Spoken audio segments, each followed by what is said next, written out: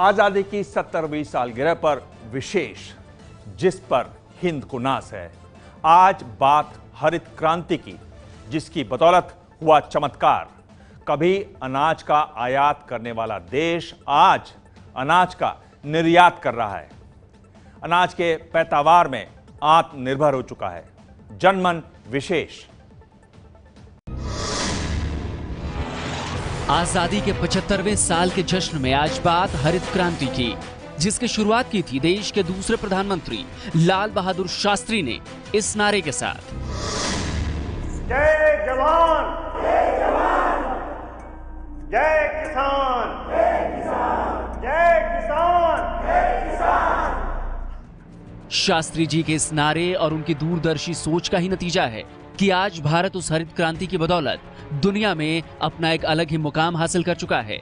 आज भारत गेहूं का दुनिया में दूसरा, चावल में दूसरा, दालों में पहला, चीनी में दूसरा और कपास में पहला सबसे बड़ा उत्पादक है।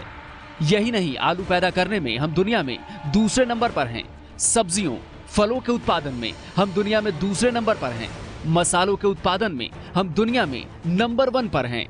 दुनिया भर में भारत के इस मुकाम पर पहुंचने के पीछे सिर्फ और सिर्फ एक नाम है, हरित क्रांति का। और आपको जानकर हैरानी होगी कि दिल्ली के इस खेत का हरित क्रांति में खास योगदान है। ये खेत पूसा यानी कृषि अनुसंधान संस्थान का है। 1965 में भारत ने गेहूं की एक नई उन्नत किस्म IR4 का आयात किया, जिससे हरित क्रांति की शुरुआत हुई। कुल मिलाकर 18,000 टन बीज आयात किया गया था, जिसे पूसा के इस खेत में बोया गया था। यहाँ से जो गेहूं पैदा हुआ वो मोटे दाने का था और उसी ने हरित क्रांति की नींव रखी। 50 के दशक में भारत को अनाजों का आयात करना पड़ता था, लेकिन आज स्थितियां बदल चुकी हैं।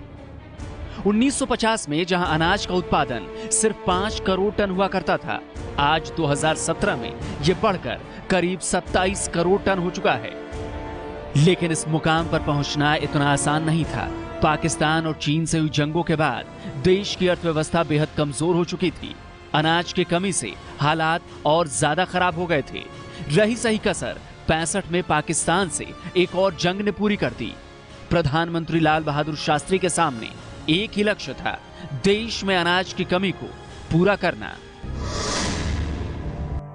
प्रतीक के तौर पर शास्त्री जी ने प्रधानमंत्री निवास के लॉन में ही अनाज उगाने का फैसला किया और 2 बैलों के साथ लॉन की जमीन की जुताई शुरू कर दी। हरित क्रांति के जनक SS स्वामीनाथन की इसमें बड़ी अहम भूमिका रही और उन्हें शास्त्री जी के मंत्रिमंडल में कृषि मंत्री C सुब्रमण्यम का काफी सहयोग मिला। डॉक्टर स्वामीनाथन जो इस भारतीय कृषि अनुसंधान संस्थान के निदेशक थे, तो उन्होंने एक नेशनल डेमोन्स्ट्रेशन का प्रपोज किया गवर्नमेंट ऑफ इंडिया को कि पूरे भारत में हम हमारे जो नई प्रजातियां हैं उनका प्रदर्शन किया जाए। बांध के पानी को गांव-गांव पहुंचाने के लिए नहरें बनी, खेतों में कुएं खुदवाए गए, किसानों को खाद मुहैया करवाई गई, कीटनाशक दिए गए। आसान शब्दों में कहा जाए तो सिंचाई की उत्तम व्यवस्था, उन्नत किस्म के बीज, खाद, कीटनाशक और किसानों को फसल के उचित दाम, इन सब फैक्टर्स का सामूहिक नाम ही हरित क्रांति है। आज सरकार के पास 2.5 करोड़ टन अनाज का बफर स्टॉक है। भोजन के अधिकार के तहत देश की 80 करोड़ आबादी को प्रति व्यक्ति प्रति माह 5 किलो गेहूं 2 रुपए किलो की दर से और 5 किलो चावल 3 रुपए किलो की दर से दिए जाने की व्यवस्था की गई है। ये सब हरित क्रांति के कारण ही मुमकिन हो सका है। आज देश दूसरी हरित क्रांति की ओर बढ़ रहा है। पहली हरित क्रांति में गेहूं पर जोर था, तो दूसरी में धान के उत्पादन को ध्यान में रखा गया है। राजस्थान में जयपुर के पास फागी में बजरंग लाल के जहन में अब भी पहली हरित क्रांति की याद ताजा है। पहले खेती में लागत बहुत कम थी, बैलों से खेती कर लेते थे और ये कीटनाशक दवाएं नहीं चलती थी, अच्छी फसल होती थी, बढ़िया फसल होती थी। पहले जो मूल्य मिलता था ना, वो मूल्य नहीं मिल रहा है आज। देश को दूसरी हरित क्रांति की इसलिए भी जरूरत है क्योंकि पिछले 20 सालों में कर्ज, सूखा, गरीबी, भुखमरी के चलते 3 लाख से ज्यादा किसान आत्महत्या कर चुके हैं। किसानों को कभी प्याज सड़क पर फेंकना पड़ता है तो कभी टमाटर।